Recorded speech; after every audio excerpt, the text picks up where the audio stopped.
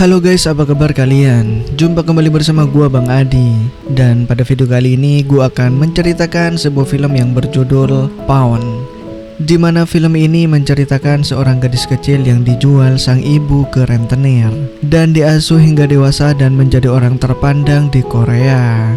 Nah, gimanakah ceritanya? Tanpa lama-lama lagi kita masuk ke alur ceritanya guys.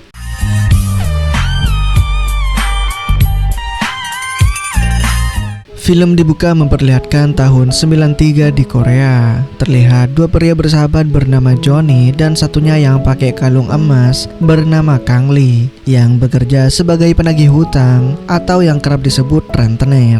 Dimana Johnny ini orangnya sangatlah galak ya, sedangkan partnernya ini sifatnya bertolak belakang. Pagi itu, mereka berdua sedang mencari nasabah yang sudah nunggak 2 bulan belum bayar. Namun tak lama dari itu, mereka kebetulan menemukan nasabah yang dimaksud. Wanita itu bernama Karin, yang bersama putrinya bernama Nina.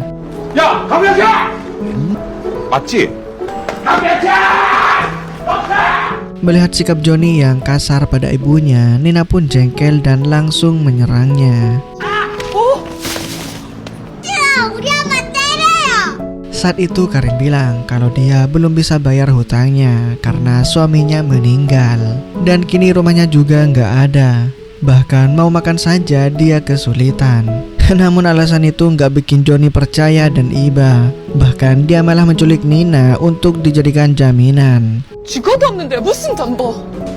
담보 여기 있네.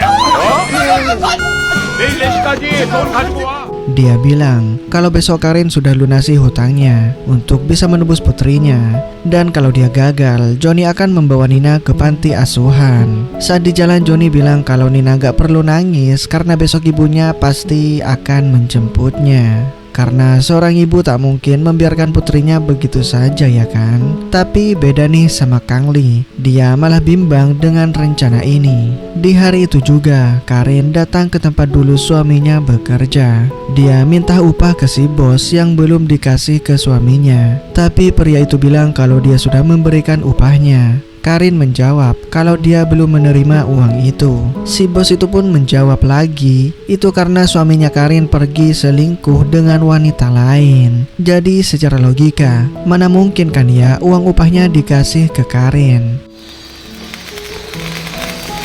Hingga saat malam tiba, Karin terus berusaha mencari pinjaman. Saat itu dia menelpon seorang pria yang dia panggil Paman Jarwo. Si paman bilang kalau dia akan mengurus semua itu. Jadi Karin langsung ngabarin ke Johnny kalau besok pagi jam 9 siang dia akan melunasi hutangnya. Dengan harapan itu Karin merasa lega atas semua masalahnya. Namun apesnya saat itu Karin ditemukan oleh polisi imigran Korea Selatan.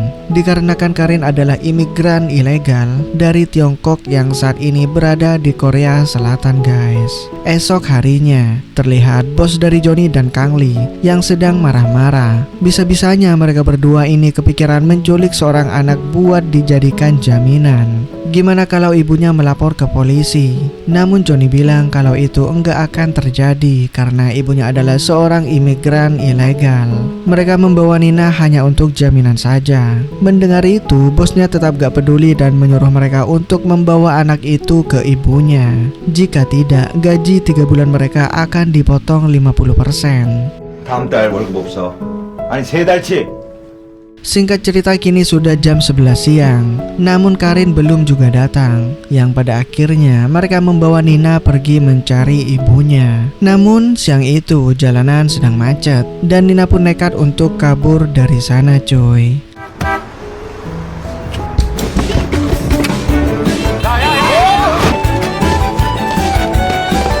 Saat itu Nina pun lari lewat jalanan sempit hingga salah satu sepatunya lepas. Dan tak berselang lama Johnny pun menemukan sepatu itu. Akan tetapi mereka gagal menemukan Nina dan kehilangan jejaknya. 이번에는 그냥 포기하면 안 돼요? 이 새끼는 도대체 생각이 있는 거야 뭐? Di saat malam harinya, Nina sampai di rumahnya yang sebelumnya ia tinggali. Namun dia bersembunyi karena ada polisi yang mencarinya. Dan setelah polisi pergi, dia pun masuk ke dalam. Namun tidak ada seorang pun di sana guys.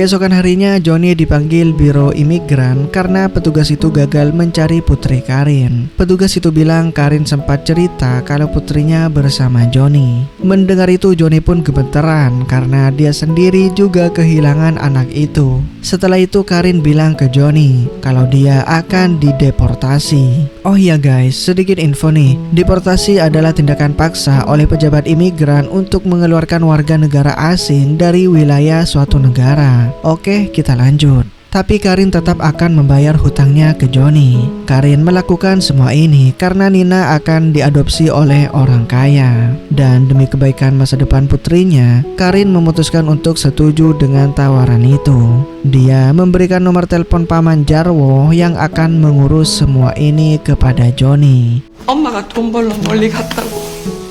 Sementara itu di rumah, Nina menulis pesan kalau dia akan mencari ibunya. Berharap kalau ibunya pulang sang ibu bisa membacanya. Dia pun pergi sendirian, tanpa arah dan bingung mau kemana. Dan tak lama kemudian, Johnny datang ke rumah Nina dan membaca pesan itu. Hingga malam pun tiba, Nina masih terus berjalan tanpa arah. Dan saat itu ada pria gelandangan yang melihatnya. Dia menawarkan makanan, tapi Nina menolak karena dia tahu kalau pria itu ingin mencuri dirinya. Namun untung saja, Johnny datang tepat waktu dan menyelamatkan Nina. 남의 담보에 손을 대. 어디 함부로 자식? 어? 너 뭐냐? 기가 이씨. 나하고 며칠 있으면 해방달이라고 큰아빠 있는데. 진짜요? 엄마가 그랬어요? Beberapa hari kemudian, Nina kelihatan lebih tenang. Dia dirawat oleh Johnny dan mulai bantuin beresin rumah Johnny. Bahkan mereka sekarang kelihatan lebih akrab, apalagi Kang Lee yang selalu baik padanya. Tak lama kemudian, Paman Jarwo menelpon. Dia meminta Johnny untuk mengantar Nina ke stasiun kereta besok pagi. Tapi Johnny bilang kalau hutang Karin adalah 750 won, belum termasuk bunganya. Paman Jarwo menjawab kalau dia akan melunasi semuanya saat menjemput Nina. 부탁드립니다. Kemudian setelah itu Nina diajak jalan-jalan. Saat di perjalanan, Nina sempat membaca tulisan. Pemenangnya sudah ditentukan dan akulah bosnya. Mendengar itu Johnny terkejut, ternyata Nina bisa membaca tulisan Korea. Selama ini mereka berdua manggil Nina dengan sebutan jaminan ya. Sementara Nina sendiri bilang kalau nama Johnny gak cocok untuknya. Maka dari itu Nina memberikan nama baru untuk Johnny, yaitu Pak Seongbu, yang artinya akulah bosnya. Nah, mulai dari sinilah mereka mulai akrab dan sangat bahagia. Sebelum bertemu sang paman, Nina dibelikan baju-baju baru dan makanan yang ia sukai. 그 이쁘네. 이쁘지? 이렇게 이쁘지? 이쁘지? 자, 가자. 이것도 이것도 봐봐. Waktu makan es serut, Johnny bertanya permintaan apa lagi yang Nina inginkan sebelum meninggalkan kota Seoul. Nina menjawab kalau dia mengidolakan boyband Korea yang konsernya diadakan hari ini.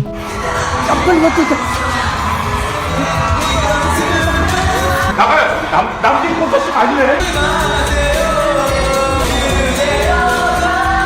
Setelah selesai menonton, Nina pengen dapat poster artis itu. Tapi penjual itu bilang kalau Nina harus beli CD albumnya biar dapat posternya. Tanpa diduga, Johnny pun langsung membelikan CD albumnya untuk Nina. Tapi karena Nina gak punya CD player, dia memutarnya di audio mobil Johnny. 고마워요, 아저씨. Sesampainya di rumah, mereka merayakan perpisahan karena besok pagi Nina akan pergi bersama pamannya. Bukannya senang, Nina malah kelihatan sangat sedih. Bahkan Johnny juga merasakan hal yang sama. Hingga esok paginya Johnny mengantarkan Nina ke stasiun kereta. Di sana dia memberikan Peggers kepada Nina agar bisa berkomunikasi sama ibunya. Selain itu, Nina juga harus ngasih kabar ke Johnny buat mastiin semuanya baik-baik saja. 이리 와.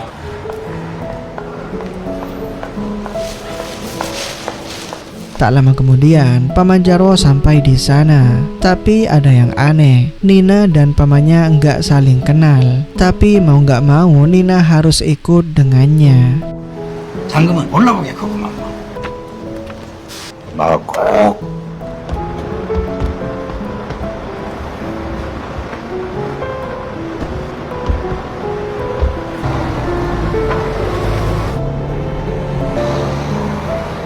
Hingga sampai di esok harinya, Johnny masih merasa cemas pada Nina. Bahkan dia nggak bisa fokus sama kerjaannya guys, karena Nina belum juga ngasih kabar.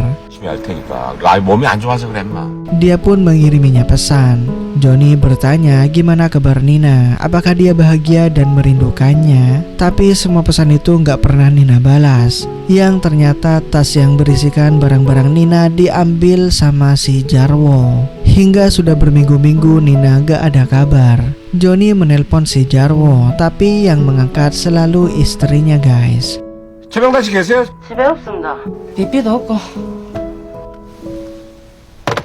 Perasaan khawatir dan cemas itu terus muncul dalam pikiran Johnny. Kemudian dia mencari alamat si Jarwo dan berhasil menemukannya. Hingga malam harinya, dan kebetulan sekali si Jarwo pulang sambil sempoyongan. Karena greget, Johnny pun langsung menghajarnya guys. 전화했댔어.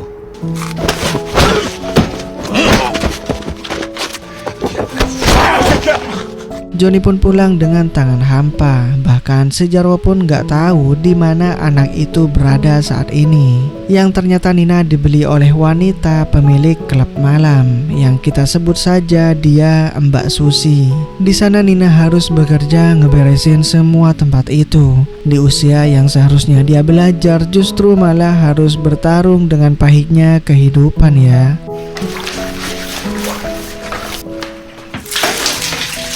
Saat selesai bekerja, dia diam-diam mengambil kartu alamat tempat itu, serta dia juga mengambil sebuah telepon untuk mengirim pesan. Kemudian Nina mencoba menghubungi Johnny untuk meminta bantuan. Namun sayangnya semua usahanya nihil cuy.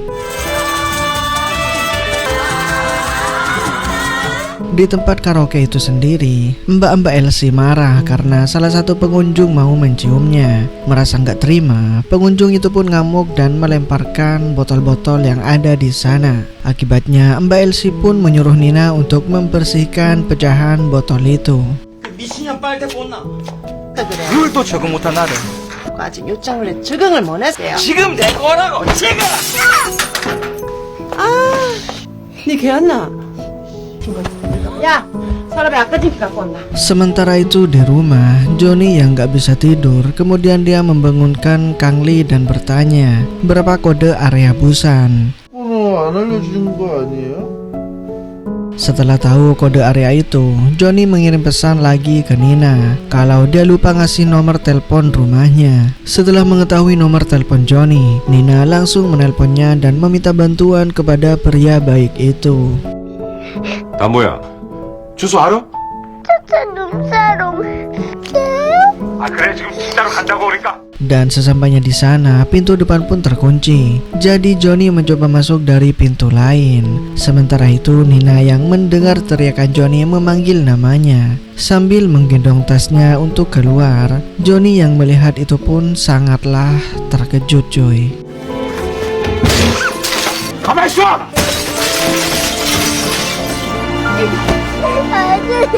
Tak lama kemudian Susi keluar. Melihat Nina akan dibawa oleh Johnny, dia nggak terima. Melihat kondisi Nina yang terluka, Johnny pun langsung emosi. 우대 사람을 남살나가라!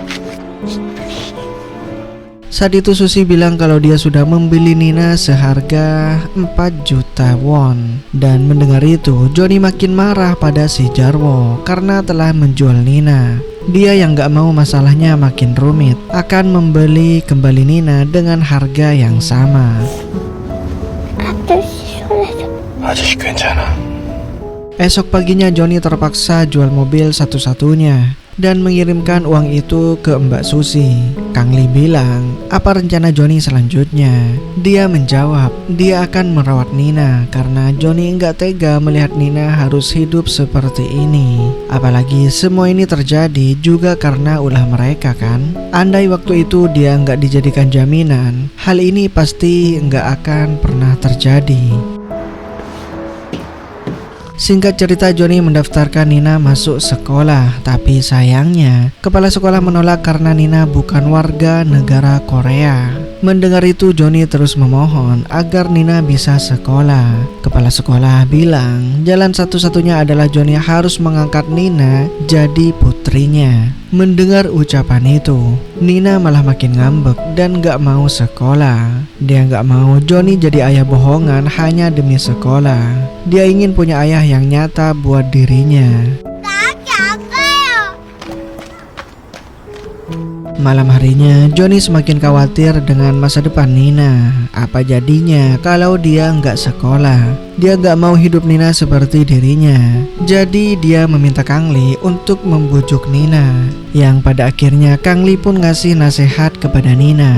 Dia bilang kalau Joni cuma pura-pura jadi ayahnya dan Nina juga pura-pura jadi anaknya. Kalau Nina sekolah, dia bisa ketemu ibunya di masa depan nanti dan bisa jadi orang sukses biar ibunya bisa bangga kepada dirinya. 생각해보니까 학교 가야겠지? 맛있어?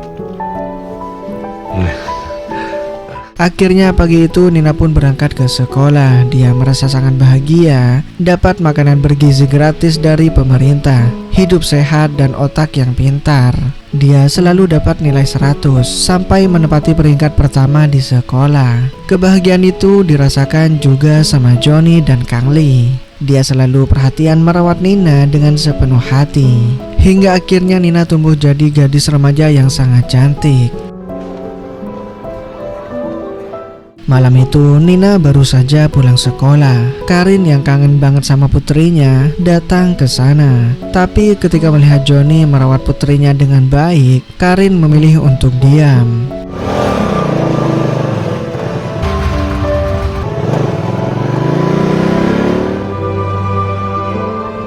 Singkat cerita, ujian akhir pun dimulai. Joni ngasih motivasi dan semangat pada Nina buat fokus dalam ujian itu.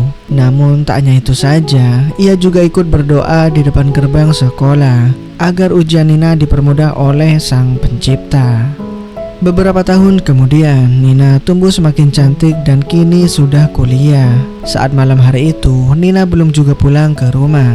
Joni khawatir terjadi apa-apa dengan putri cantiknya itu. Namun tak lama kemudian, Nina pun pulang dan sedang digendong pacarnya, guys. Lalu bocah itu disidang sama Joni dan Kang Li. Dia menjelaskan kalau dirinya hanya menjemput Nina dan mengantarnya pulang. Joni pun bertanya, apa pekerjaan orang tuanya dan apakah kamu satu jurusan dengan Nina? Bocah itu menjawab kalau dia mengambil kedokteran karena kedua orang tuanya adalah seorang dokter. Mendengar itu Joni terdiam, sementara Kang Li merasa beruntung karena ada pria sempurna yang datang ke rumahnya. Tak lama kemudian ada telepon masuk. Ternyata itu ibunya Karin. Dia ngabarin kalau Karin saat ini sakit parah dan pengen ketemu sama putrinya. Dia berharap Joni nggak keberatan untuk mengantarkan Nina ke Cina. Singkatnya mereka pun terbang ke Cina. Perjalanannya sangat jauh. Mereka harus melewati pelosok desa. Waktu berjalan kaki, Joni bilang ke Nina, setelah bertemu dengan ibunya, Nina harus bersikap baik karena dia lagi sakit parah. Ia nggak mau Nina makin nyakitin ibunya. 아무도 안 계세요. 실례합니다. 아이고.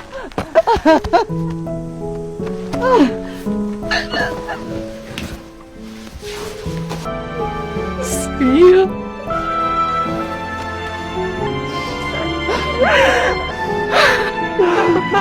Saat malam harinya, Karin meminta ngobrol empat mata pada Johnny. Dia ingin Johnny membantunya sekali lagi sebelum dia meninggal.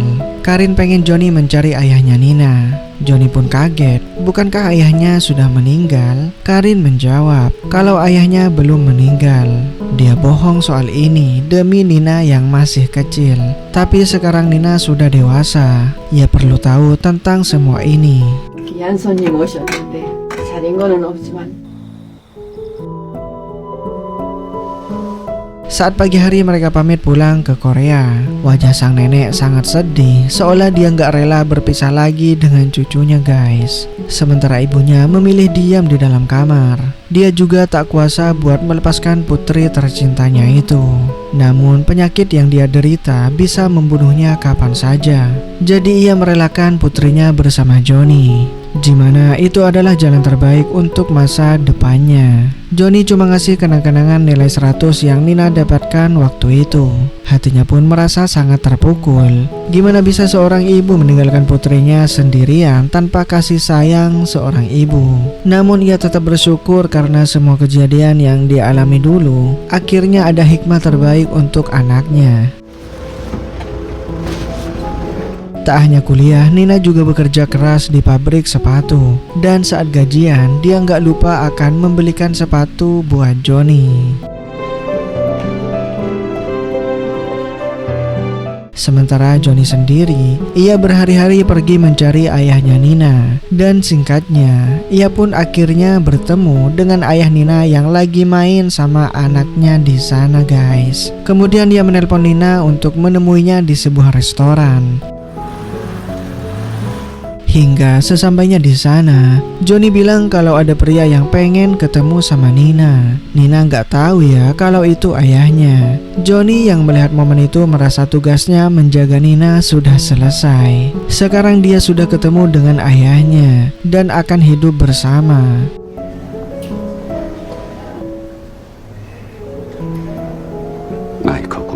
Johnny yang masih merasa sedih, kemudian dia balik ke rumah, hanya ingin melihat kenangan bersama Nina. Namun tak lama kemudian, dia menerima telepon yang membuatnya sangat terkejut.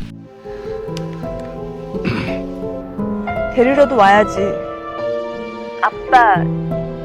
Mendengar kata ayah dari Nina, dia pun langsung semangat dan pergi menjemput anak angkatnya itu.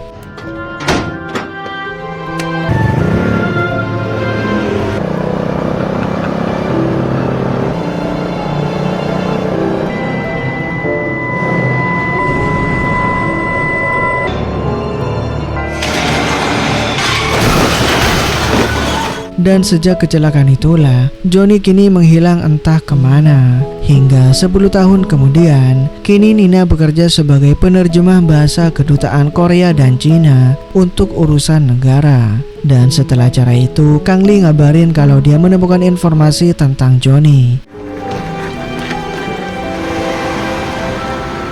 Saat di perjalanan, Nina merasa sangat cemas. Dia berharap Johnny baik-baik saja. Tapi pas sudah di rumah sakit,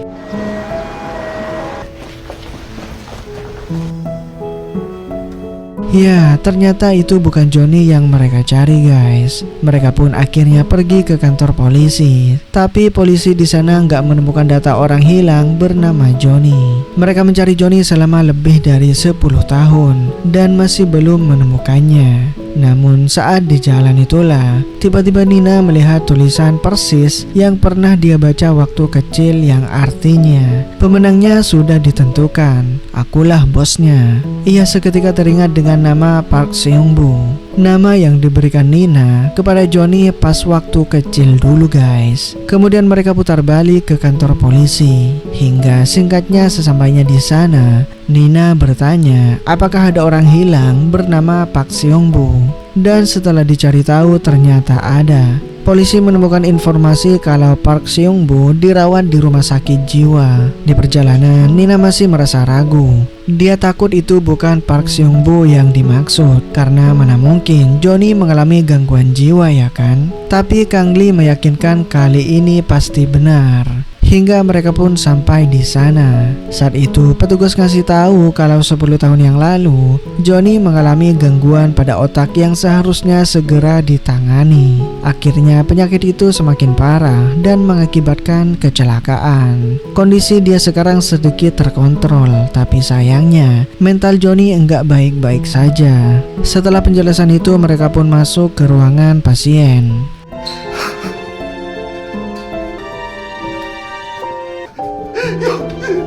Nina nggak bisa membendung air matanya saat melihat kondisi Johnny yang seperti ini. Sedangkan Johnny sendiri nggak bisa ingat siapapun. Nina terus berusaha mengingatkannya. Sepatu yang dibeli 10 tahun yang lalu dibawa olehnya dan memakaikannya. 미안해. 아빠 미안해. Singkat cerita kini 1 tahun berlalu dan sekarang Nina akan menikah yang didampingi oleh Johnny sebagai wali mempelai wanita. Ya, walaupun Johnny masih kurang waras, tapi sebenarnya di dalam hatinya dia sadar dan senang banget nih melihat putrinya bisa menikah dengan laki-laki yang dicintainya guys. Hingga film pun berakhir. Gimana cuy alur cerita dari film ini? Gua sendiri yang menonton sempat nangis dengan film ini guys. Kalau kalian sendiri gimana? Komentar dong di bawah. Dan gua di sini cabut dulu. Dadah.